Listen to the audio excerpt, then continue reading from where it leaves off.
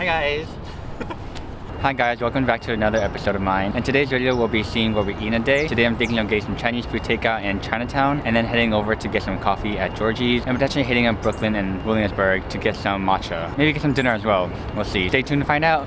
First stop is my favorite cheap eats in Chinatown, Wafeng #1 fast food. I've been coming here way before it got super popular and it's always been so good. Even in 2025, it's still $5.75 for a one item over rice, which is kind of crazy. But the lines got crazy long now since it blew up in social media. So today we're going to be heading out to next door restaurant, which is called New Kim Tuong Restaurant. It's supposed to be for the locals and just as good, if not better than Wafeng. So let's see if that's true. Even before walking in, you can see the chef chopping up the treasures we're about to devour. The hanging roast meats look so good already. The moment you step in, you can see the locals sitting around waiting for their orders or already chowing down. You can hear the Cantonese being yelled across the kitchen and the chefs at the window slicing up their meats for the next customer. This place is cash only and the menu is fully in Chinese, but that's not a problem for me. I already know what I want, and yeah, I can totally read everything, for sure. I wanted to get the sampafan, which is usually roast duck, roast chicken, and roast pork over rice, with a little bit of veggies on the side. Well, in this case, hidden below the pork. So is this as good or better than Wafeng? Well, honestly, it doesn't really compare to Wafeng, from the one I remember years ago. I can't really say how Wafeng is now, but I bet it'd be still just as good. If you're curious, you'll just have to check it out yourself. The meal was $10.50, which is a steal in New York. We shared a meal, so my portion came to $5.25. Next up, we're taking a stroll to Lower East Side, which is about 10 minutes away. The original goal is to get some coffee and relax at the cafe upstairs, a Vital called Georgie's. However, it's pretty crowded today. So instead of that, we're gonna go climb. The Vital Day Pass is $35 plus tax or $36.50, and since our membership, it's pretty much free. After a long, sweaty session, we found out that it's snowing outside. So the best thing for that? Matcha. This place is called Kichitora and it's located in Williamsburg. This place had good reviews and we decided to come here to redeem ourselves after a fail at Georgie's. But it's not only crowded, but it's also tiny and no seats or tables. We ended up getting the iced strawberry matcha latte and it's can't really taste the matcha and the fact that it came out in 2 seconds is very sus. Good thing we shared one. The matcha is $8.50 and the total spend is as shown on the screen on the top left corner.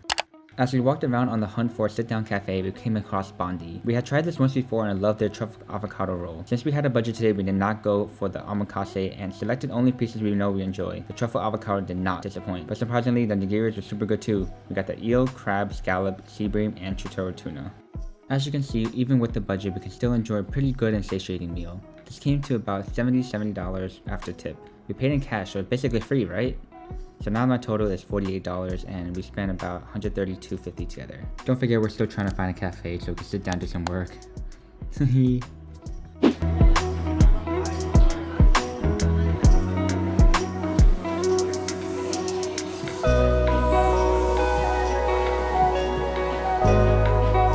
At last, we finally came across a cafe that had seating.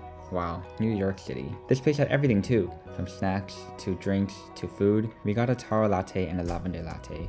Wow, the foam as it melts away on your lips. The fragrant lavender as it sits calmly on your tongue as you float away in a field of flowers. The taro just makes you feel cozy and at ease. I'm not sure what it was, but man, were these drinks good. We also got a custard tart, and I love getting these at the Chinese bakery. But for some reason, these are also super good.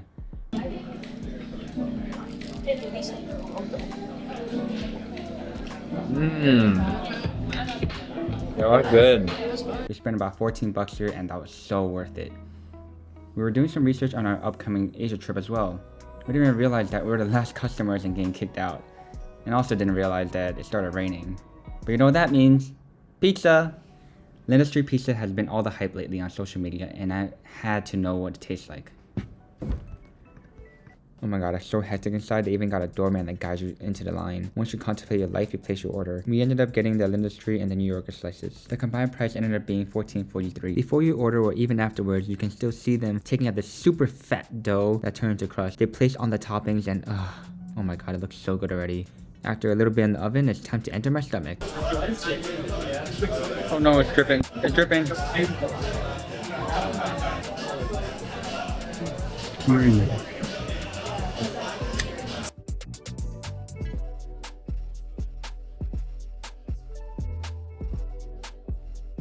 Sorry, it was too good. I couldn't speak.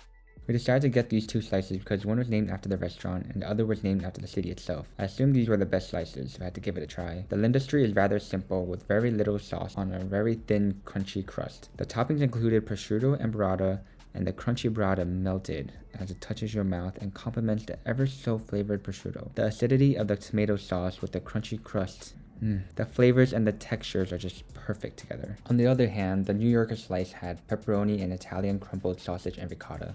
By the looks of it, you can probably imagine what the New Yorker tastes like, but it's more than just a pepperoni slice. It's a bit salty, a bit spicy, and just all the flavors come together. The burrata is like...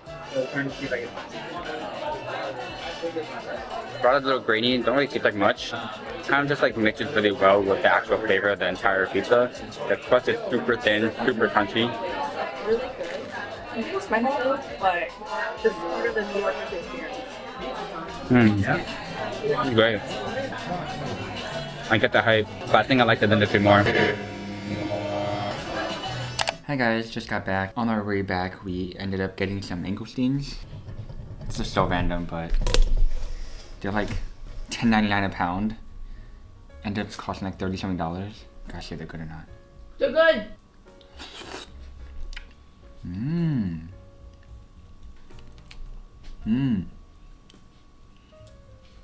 It's sweet. Looks like this.